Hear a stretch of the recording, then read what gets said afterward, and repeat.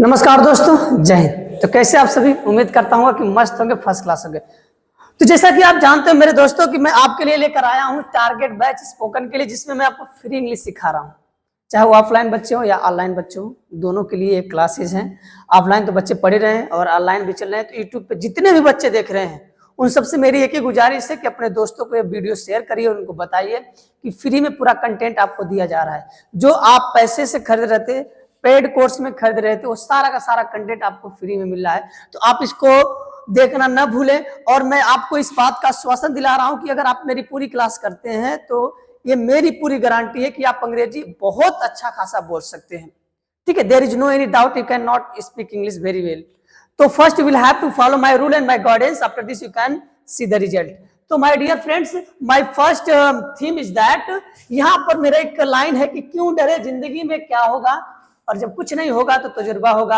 आप दिन भर रील्स देखते हैं, वीडियो देखते हैं, अगर आप उन रील्स को, वीडियो को एक तरफ स्किप करके अगर इस वीडियो को 5-10 मिनट आप देख ले रहे हैं तो आई कैन से दैट कि it will be very useful for you.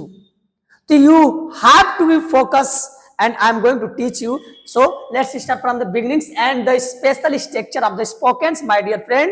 तो आइए हम लोग बात करते हैं, एक एक करके चीजों को देखते हैं मेरे दोस्त। यहां पर मैं स्क्रीन पे लिखा हूं सम इंपोर्टेंट सेंटेंस, यानी कुछ महत्वपूर्ण वाक्य हैं जो आपके डेली रूटीन और डेली लाइफ में यूज होने वाले हैं, उनको एक एक करके पढ़ते हैं। तो जैसे कि मैंने कह दिया कि हिंदी में एक शब्द आता है मेरे प्यारे दोस्त, अगर अच्छा होता या अच्छा होता अगर।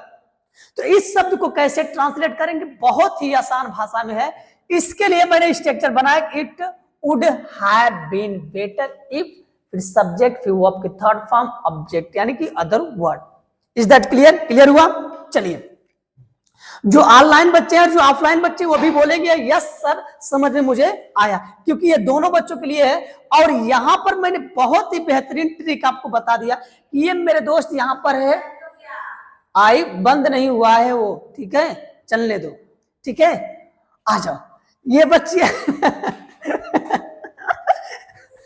चलो आ जाओ। कह रहा है कि आई, वी, यू, दे के साथ हम लोग किसका प्रयोग करेंगे? हैड का। ठीक है, देखो जी, इसमें किसका प्रयोग करेंगे? ही, सी, इट और राम।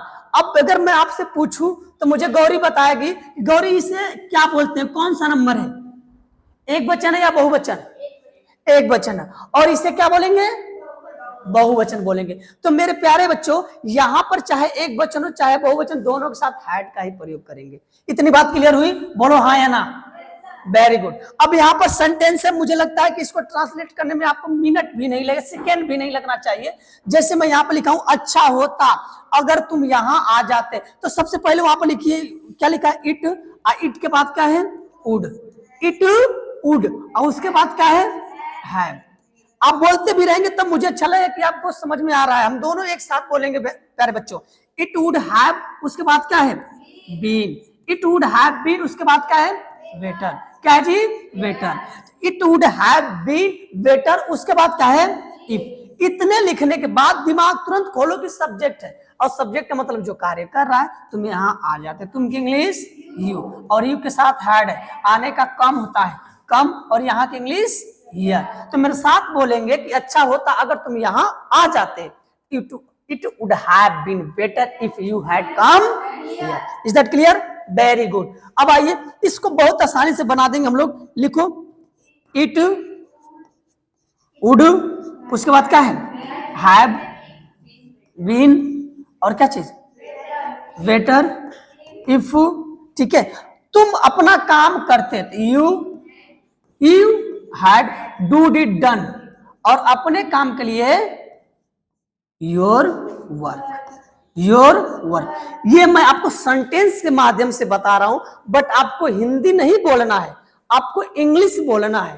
कि क्या बोलोगे आप लोग? It would have been better if you had done your work. अच्छा होता अगर तुम अपना काम करते। ठीक है, अच्छा होता अगर वो बाजार जाता, तो कुछ नहीं करना, यहां पर लिख लो, इट वुड हैड, गलत हो गया ना जी, वुड हैव है ना, हैव,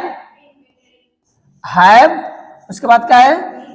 बीन, उसके बाद बेटर इफ ही हैड, ठीक है, बाजार जाने का गॉन टू, और बाजार की इंग्लिश क्या जाएगी, मार्केट। दिख रहा है कि नहीं दिख रहा है, दिख रहा है, वेरी गुड।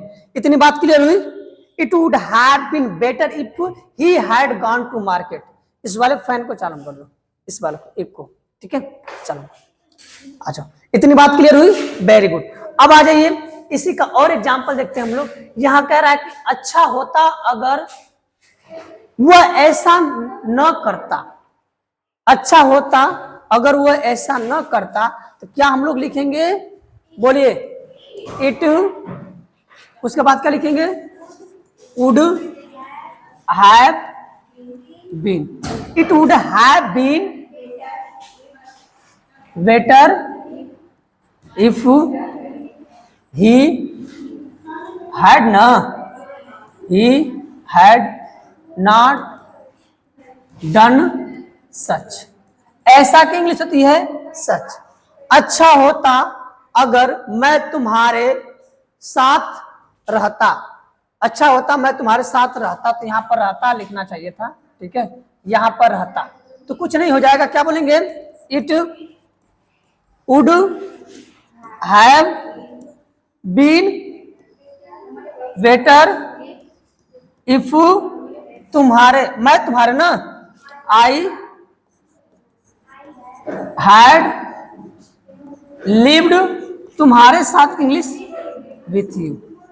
ध्यान दो इधर, ठीक है, बहुत बोलते हो सब। क्या बोलेंगे कि it would have been better if I had lived with you.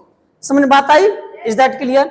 अब आ जाइए, अच्छा होता अगर तुम अपने दोस्त की सहायता करते, कुछ नहीं करना, it would have been better ना जी, बेटर इफ यू हैड, सहायता करने का हेल्प, अपने दोस्त का तो योर फ्रेंड, योर फ्रेंड। अब मैं आपको कह रहा हूं कि अच्छा होता अगर वो अंग्रेजी बोलता। इसको आप मुझे कमेंट बॉक्स में बताएंगे, ऑनलाइन वाले बच्चे और ऑफलाइन वाले मुझे इसको कल मुझे बताएंगे कि हाँ इसका क्या इंग्लिश हो जाएगी। ये आपके लिए होमवर्क है, लेकिन यहीं पर आपकी क्लास नहीं खत्म होती है। हम लोग चलते हैं एक और छोटे से और अच्छा सेंटेंस लेकर। यहां पर दिया है the use of the day is not फार, यानी बहुत ही इंपॉर्टेंट है।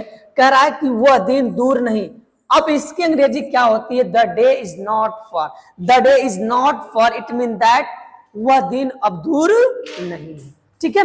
आ जाइए, क्या कह रहा है कि वह दिन दूर नहीं जब हम साथ रहेंगे। हम साथ रहेंगे तो आपको पता है कि इसमें विल आएगा, यानी गागी गे है तो इनके साथ हम लोग किसका प्रयोग करेंगे, विल और शैल का, बड़े ही आसानी के साथ, यानी आई कामा वी के साथ हम शैल का प्रयोग करेंगे, बाकी सबके साथ विल का प्रयोग करेंगे।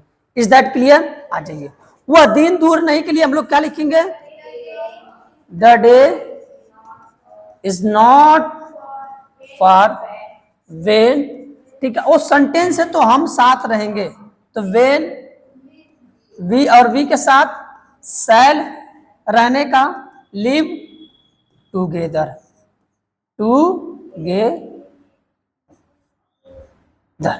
टूगेदर, टूगेदर हम क्या रहेंगे बच्चे, साथ रहेंगे।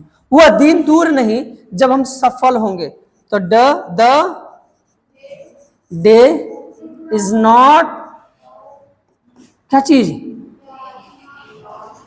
इज नॉट फार, ठीक है, वेन वी शैल बी, सफल होने का, सक्सेस, क्या होंगे जी, सक्सेस। वह दिन दूर नहीं जब मैं आपसे मिलूंगा, तो क्या बोलेंगे, the day is not far, ठीक है, when I shall meet you. क्या इतनी आपको बात समझ में आई कि नहीं आई। ये दो हिंदी मैंने आपको बताए हैं, दोनों की हिंदी जो है इंग्लिश है बड़ी ही आसान भाषा में मैंने आपको बताया और बहुत ही आसान है। ये हमेशा बोलने जाने वाले वर्ड हैं जो आपके दैनिक जीवन में यूज होते हैं। इसके बाद मेरे प्यारे दोस्तों यहाँ पर आपके सामने सेंटेंस है, कह रहा है कि वो दिन दूर नहीं जब मैं तुमसे बात करूंगा, तो मैं क्या लिख सकता हूं, the day is not far. और उसके बाद when I shall talk to you, I shall talk to you. उसके बाद कह रहा है कि वह दिन दूर नहीं जब तुम मेरे साथ रहोगी। ठीक है, तो क्या बोला है कि the day is not far. ठीक है, द डे इज नॉट फार। उसके बाद क्या है, वेन यू विल, मेरे साथ रहोगी ना, यू विल लिव किसके साथ, इतनी। और ये 3 सेंटेंस आपको दिख रहा है, ये 3 सेंटेंस आप खुद बोल के मुझे कमेंट बॉक्स में बताएंगे। 3 नहीं, मैं आपको 1 दूंगा। ठीक है, यहां पर मैं इसको लिख दे रहा हूं, वह दिन दूर नहीं जब हम यहां आएंगे, तो मैं लिख सकता हूं the day is not for. ठीक है, वेन वी शैल, आने का कम, यहां के इंग्लिश ये। इतनी बात क्लियर हुई। उसके बाद कह रहा है कि वह दिन दूर नहीं जब मेरे पिताजी तुम्हारे साथ रहेंगे, तो लिख सकते हैं the day is not for. ठीक है, when my father will live with you. अब इसका मुझे चाहिए आपके कमेंट बॉक्स में कि इसका आंसर क्या होगा और इसका ट्रांसलेशन क्या होगा इंग्लिश में। इसके लिए मैं आपके कमेंट का इंतजार करूंगा और आपके कमेंट को, एक कमेंट को मैं पढ़ूंगा, देखूंगा कि किसका क्या आंसर है। ठीक है, तो मेरे दोस्तों मैंने ये जो आपको 2 सेंटेंस बताया, उम्मीद करता हूं कि ये आपको अच्छे लगे होंगे और ये चीजें आपको स्पोकन को बिल्डअप किए होंगे और आपके फ्लुएंसी को जरूर बढ़ाएंगे। तो ऐसी वीडियो के लिए बने रहे और आप नए होंगे तो चैनल को लाइक से सब्सक्राइब जरूर करिएगा प्यारे दोस्तों। तब तक के लिए जय हिंद, मिलते हैं नेक्स्ट वीडियो में।